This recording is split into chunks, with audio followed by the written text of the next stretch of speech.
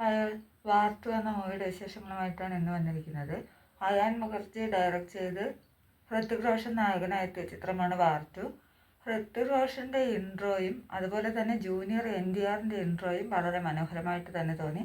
പക്ഷേ ഇവരുടെയൊക്കെ ഇൻട്രോ കഴിഞ്ഞ് തൊട്ടടുത്ത സീന് ഡൗൺ ആയതുപോലെ നമുക്ക് അത്രയ്ക്ക് ദഹിക്കുന്ന രീതിയിലല്ല ഇവർ ക്രിയേറ്റ് ചെയ്തിരിക്കുന്നത്. പഴയ ക്ലീഷ സിനിമകളൊക്കെ തന്നെയാണ് ഇതിലവർ മോഡലാക്കി വെച്ചിരിക്കുന്നത്. ഉറ്റ സുഹൃത്തുക്കൾ ബദ്ധശത്രുക്കളാകുന്നു, പിന്നീട് അവർക്കിടയിൽ നടക്കുന്ന സംഭവങ്ങളൊക്കെയാണ് സിനിമ പറഞ്ഞു പോകുന്നത്. ലോജിക്കില്ലാത്ത കുറേ സംഭവങ്ങൾ ഈ സിനിമയിലുണ്ട്. ലോജിക്ക് നോക്കാതെ സിനിമ കാണുന്ന ഒരാളാണെങ്കിൽ നിങ്ങൾക്ക് ഈ സിനിമ തീർച്ചയായും ഇഷ്ടപ്പെടും. കുറേ രാജ്യങ്ങളിൽ ഓടി നടന്ന് എന്തൊക്കെയോ കുറേ ഫൈറ്റും പാട്ടുകളും അങ്ങനെയൊക്കെ എന്തൊക്കെയോ കുറേ ക്രിയേറ്റ് ചെയ്തിട്ട് പ്രേക്ഷകന് മുന്നിൽ എത്തിച്ചു എന്നാണ് ഈ സിനിമയെക്കുറിച്ച് എനിക്ക് തോന്നിയത്.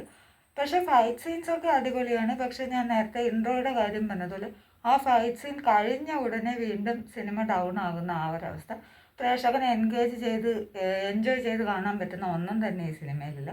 പാട്ടുകളൊക്കെ കുഴപ്പമില്ല, ചുമ്മാ കണ്ടിരിക്കാം.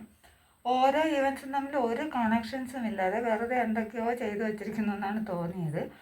കിയാര അദ്വാനിയാണ് ഇതിൽ നായികയായിട്ട് എത്തിയിരിക്കുന്നത്. പറയത്തക്ക പോസിറ്റീവ് കാര്യങ്ങളൊന്നും തന്നെ സിനിമയിലില്ല. പേഴ്സണലി എനിക്ക് ഈ സിനിമ ഒട്ടും ഇഷ്ടപ്പെട്ടില്ല.